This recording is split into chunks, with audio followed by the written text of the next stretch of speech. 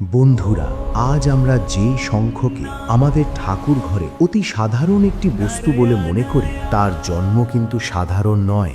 এর জন্মের পেছনে লুকিয়ে আছে এক ভয়ঙ্কর যুদ্ধ, এক মহীয়সী নারীর সতীত্ব এবং স্বয়ং ভগবান বিষ্ণুর এক অমোঘ লীলা। যুগে যুগে যখনই অধর্ম বেড়েছে, তখনই ভগবান কোনো না কোনো রূপে এসেছেন। ঠিক তেমনই এক সময় দম্ভরাজ নামে এক অসুর ছিল। তার পুত্রের নাম ছিল শঙ্খচূড়। শঙ্খচূড় ছিল পরম পরাক্রমশালী, কিন্তু তার শক্তির আসল উৎস ছিল তার স্ত্রী তুলসী বা বৃন্দা সতীত্ব এবং তার কণ্ঠে থাকা একটি দৈব কবচ। শঙ্খচূড়ের অত্যাচারে স্বর্গ মর্ত্য পাতাল যখন প্রকম্পিত, তখন দেবতারা শরণাপন্ন হলেন মহাদেবের। শুরু হলো এক মহাযুদ্ধ। কিন্তু শঙ্খচূড়কে মারা অসম্ভব ছিল, কারণ তুলসীর সতীত্ব তাকে রক্ষা করছিল। তখন জগতের কল্যাণে ভগবান বিষ্ণু এক ছলনার আশ্রয় নিলেন। তিনি শঙ্খচূড়ের রূপ ধারণ করে তুলসীর কাছে গেলেন। যেই মুহূর্তে তুলসীর সতীত্ব ভঙ্গ হল, অমনি মহাদেব তার ত্রিশূল দিয়ে শঙ্খচূড়কে বিদ্ধ করলেন। শঙ্খচূড়ের সেই দগ্ধ শরীর যখন গভীর সমুদ্রে তলিয়ে গেল, তখন তার হাড় থেকে জন্ম নিল এক অদ্ভুত সাদা রত্ন, যাকে আমরা আজ শঙ্খ বলি। শঙ্খচূড় ছিল অসুর হলেও সে ছিল বিষ্ণুর ভক্ত। তাই ভগবান তাকে বর দিয়েছিলেন যে যদিও সে অসুর হিসাবে মারা গেল, কিন্তু তার হাড় থেকে জন্ম নেওয়া এই শঙ্খ হবে পবিত্রতার প্রতীক। শঙ্খ ছাড়া কোনো দেবতার পূজা সম্পূর্ণ হবে না। কিন্তু এখানেই কি সব শেষ? না, এরপরই শুরু হয় আমাদের আসল প্রশ্ন, কেন এই শঙ্খকে সন্ধ্যায় 3 বারই বাজানো হয়? মনে করুন, এক শান্ত গ্রাম্য সন্ধ্যা, শাঁখের শব্দে চারদিক মুখরিত।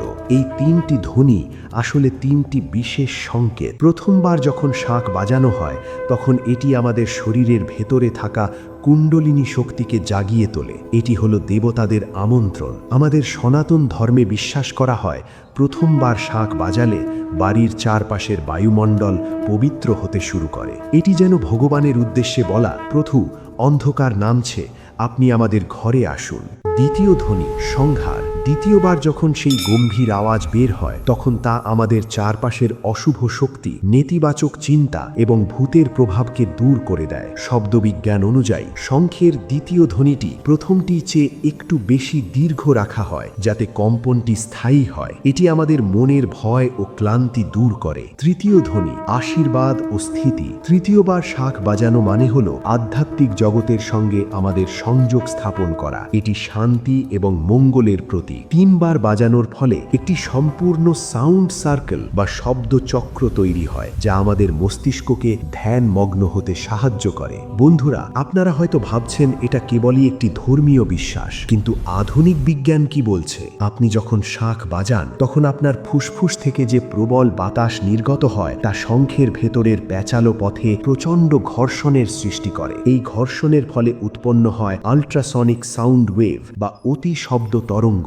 জার্মানির বার্লিন ইউনিভার্সিটির এক গবেষণায় দেখা গেছে, শঙ্খের এই বিশেষ কম্পন যেখানে পৌঁছায়, সেখানে বাতাসের ক্ষতিকারক ব্যাকটেরিয়া, প্রোটোজোয়া, এমনকি কিছু ভাইরাসও নিষ্ক্রিয় হয়ে যায়। বিশেষ করে সন্ধ্যার সময় যখন বায়ুমণ্ডলের চাপ পরিবর্তন হয়, তখন এই শব্দ তরঙ্গ বাতাসকে ভারী থেকে হালকা করতে সাহায্য করে। ফুসফুসের মহৌষধ। যারা নিয়মিত শাঁখ বাজান, তাদের ফুসফুসের কার্যক্ষমতা সাধারণ মানুষের চেয়ে 30% বেশি থাকে। এটি এক প্রকারের প্রাণায়াম। শাঁখ বাজানোর সময় আমাদের মুখের পেশি, ঘাড় এবং বুকের খাঁচার যে ব্যায়াম হয়, তা থাইরয়েড গ্রন্থি এবং হার্টকে সুস্থ রাখতে সাহায্য করে। তাই প্রাচীন ঋষিরা একে কেবল পূজা নয়, সুস্বাস্থ্যের চাবিকাঠি হিসেবেও দেখতেন। এবার আসা যাক একটি অত্যন্ত গুরুত্বপূর্ণ প্রশ্নে। আপনি কি জানেন, বাড়িতে ভুলভাবে শাঁখ রাখলে হিতে বিপরীত হতে পারে? বাস্তুশাস্ত্র অনুযায়ী শাঁখ সবসময় তামার পাত্রে বা রূপোর থালায় রাখা শুভ। আর সবচেয়ে বড় কথা, পূজার শাঁখ এবং বাজানোর শাঁখ কখনোই এক হওয়া উচিত নয়। বাজানোর শাঁখ এটি একটু বড় এবং মসৃণ হওয়া ভালো। এটি ব্যবহারের পর সবসময় ধুয়ে রাখা উচিত। পূজার শাঁখ এটি দেবীর চরণে থাকে এবং এতে জল ভরে রাখলে সেই জল পবিত্র তীর্থ বাড়িতে পরিণত হয়। বিজ্ঞানের ভাষায় একে বলা হয় রেজোনেন্স বা অনুরণন। একবার বাজালে যে কম্পন তৈরি হয়, দ্বিতীয়বার সেটি সেই শক্তিকে দ্বিগুণ করে এবং তৃতীয়বার সেটি একটি স্থায়ী সুরক্ষা বলয় তৈরি করে। ঠিক যেমন কোনো ইটকে ভাঙতে হলে বারবার আঘাত করতে হয়, তেমনি বাড়ির নেতিবাচক শক্তির দেওয়াল ভাঙতে এই 3 সংখ্যাটি হলো একটি নির্দিষ্ট কোড। শেষে শুধু এটুকুই বলবো, আমাদের সনাতন ধর্মের প্রতিটি আচারের পেছনে লুকিয়ে আছে কয়েক হাজার বছরের অভিজ্ঞতা এবং গভীর বিজ্ঞান। শাঁখ বাজানো মানে কেবল শব্দ করা নয়, এটি হলো আপনার চারপাশের প্রকৃতিকে জাগিয়ে তোলা। আজ সন্ধে থেকেই চেষ্টা করুন পরম শান্তিতে 3 বার শঙ্খধ্বনি করতে। দেখবেন আপনার মনের উদ্বেগ কমছে এবং ঘরে এক অদ্ভুত শান্তি বিরাজ করছে। বন্ধুরা, আপনি কি জানেন, সব শাঁখ বাজানোর জন্য নয়। আমাদের শাস্ত্রে শাঁখ প্রধানত 2 প্রকার, বামাবর্তী এবং দক্ষিণাবর্তী। আমরা সাধারণত যে শাঁখ বাজাই তা বামাবর্তী, কিন্তু যদি কোনোদিন আপনার ভাগ্যে একটি দক্ষিণাবর্তী শাঁখ জোটে, তবে জানবেন আপনার গৃহে স্বয়ং মা লক্ষ্মী বিরাজ করছেন। কেন এই শাঁখ এত দুষ্প্রাপ্য?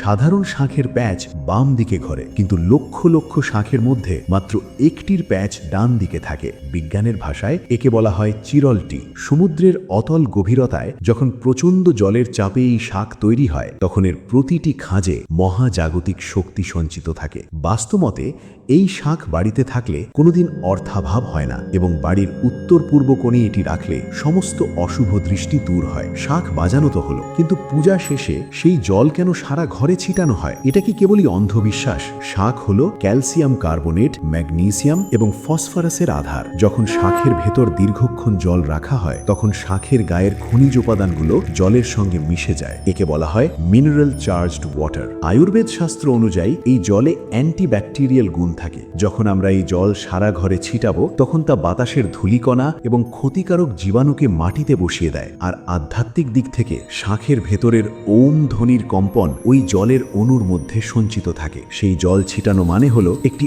অদৃশ্য সুরক্ষা বলয় বা এনার্জি শিল্ড তৈরি করা, যা আপনার ঘরে বাইরের কোনো নেতিবাচক চিন্তা বা কুদৃষ্টি প্রবেশ করতে বাধা দেয়। কিন্তু সাবধান, শাঁখ বাজানোর একটি সুনির্দিষ্ট নিয়ম আছে, যা না মানলে আপনার ক্ষতি হতে পারে। 1, কখনোই নোংরা হাতে বা অশুচি অবস্থায় শাঁখ স্পর্শ করবেন না। 2, শাঁখ বাজানোর পর সেটি সরাসরি মাটিতে রাখবেন না, সবসময় একটি কাপড় বা পাত্রের ওপর রাখুন। 3, মনে রাখবেন, আপনি যদি নিয়মিত শাঁখ বাজান, তাহলে আপনার ঘরের পরিবেশ যত শুদ্ধ থাকবে, আপনার মানসিক শান্তি তত বাড়বে। বন্ধুরা, আজ আমরা জানলাম কেন সেই আদিকাল থেকে আমাদের মা ঠাকুমারা এই 3টি শঙ্খধ্বনি দিয়ে দিন শেষ করতেন। এটি কেবল প্রথা নয়, এটি আমাদের সংস্কৃতির এক বিজ্ঞানসম্মত ঢাল। আপনার বাড়িতে কি শাঁখ আছে? আজ থেকেই সঠিক নিয়মে 3 বার বাজানো শুরু করুন। দেখবেন আপনার পরিবারে সুখ, শান্তি ও সমৃদ্ধি কিভাবে ফিরে আসে। আজকের এই তথ্যগুলো যদি আপনার ভালো লাগে, তাহলে আপনার প্রিয়জনদের সঙ্গে শেয়ার করুন, কারণ জ্ঞান ভাগ করে নিলে তবেই সনাতন ধর্মের গৌরব ছড়িয়ে পড়ে।